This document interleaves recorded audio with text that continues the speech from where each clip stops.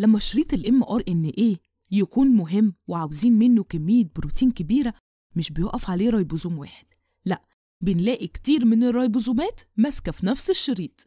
التجمع ده بنسميه بولي ريبوزومز أو بوليزومز.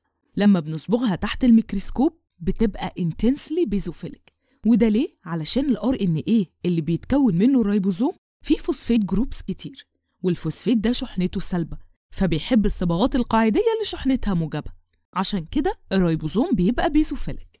مكان ما الريبوزوم بيصنع البروتين ده بيحدد مصير البروتين. يعني الفري بولي ريبوزومز اللي هي موجودة حرة في السيتوبلازم دي بتصنع بروتينات الخلية الداخلية، يعني السيتوبلازميك بروتين اللي الخلية هتستخدمه للنمو، السيلولار جروث، والتخصص اللي هو ديفرنشيشن، وأي وظيفة تانية جوه الخلية. لكن البولي ريبوزومز اللي ماسكة في الER دي بروتينات مصيرها خارج الخلية أو الغشاء، يعني تعمل البلازما ممبرين بتاع الجولجي بتاع الER بتاع أي أورجانيل، وتعمل الإنزيمات اللي هتروح لللايزوزوم، وتعمل كمان السكريتوري بروتينز زي الهرمونات.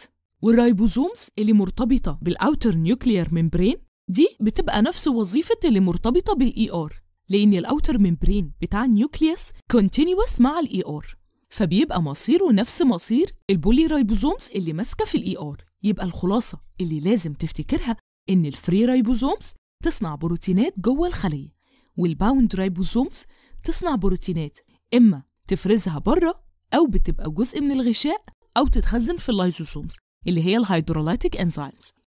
المصنع ده بيشتغل إزاي؟ خلينا نمشيها خطوة خطوة.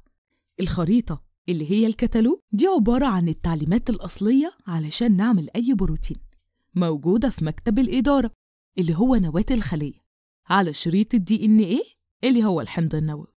وبما إن DNA ده الباشا الكبير مش بيطلع من مكتبه اللي هو النواة، الخلية بتبعت حد ينسخ التعليمات اللي هي عايزاها على شريط أصغر اسمه mRNA messenger RNA. فخط الإنتاج ال mRNA ياخد التعليمات ويطلع من النواة لأرضية المصنع اللي هي السيتوبلازم. هنا بقى بيجي دور الريبوزوم، يمسك في شريط ال mRNA ده كأنه بيحطه على سير المصنع. هندخل دلوقتي على مرحلة قراية التعليمات. الريبوزوم بيبدأ يقرأ الشريط ده 3 حروف في 3 حروف اللي بنسميها كودونز. كل 3 حروف عبارة عن شفرة بتقول للريبوزوم هات المكون الفلاني. نيجي بقى لتجميع المكونات اللي هي الأحماض الأمينية الأمينو أسيدز، دي بتكون عايمة في السيتوبلازم. الريبوزوم ده يفضل يشبك الأحماض الأمينية في بعض واحد ورا واحد بالترتيب الصح زي ما الكتالوج اللي هو ال mRNA بيقول بالظبط، لغاية ما نوصل للمنتج النهائي.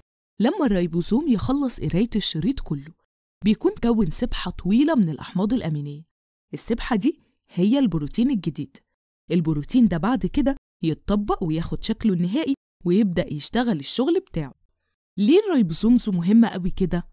علشان البروتينات دي هي كل حاجة في جسمنا. البروتينات هي اللي بتبني العضلات، هي اللي بتعمل الشعر والضوافر، وهي الإنزيمات اللي بتسرع التفاعلات، وهي الأجسام المضادة اللي بتحارب الأمراض، وهي الهيموجلوبين اللي بيشيل الأكسجين.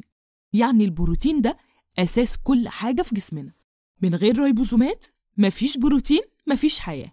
ما تنسوش لو استفدتوا من الفيديو تدوسوا لايك واعمل سبسكرايب للقناة لو عاوز تفهم الهيستولوجي.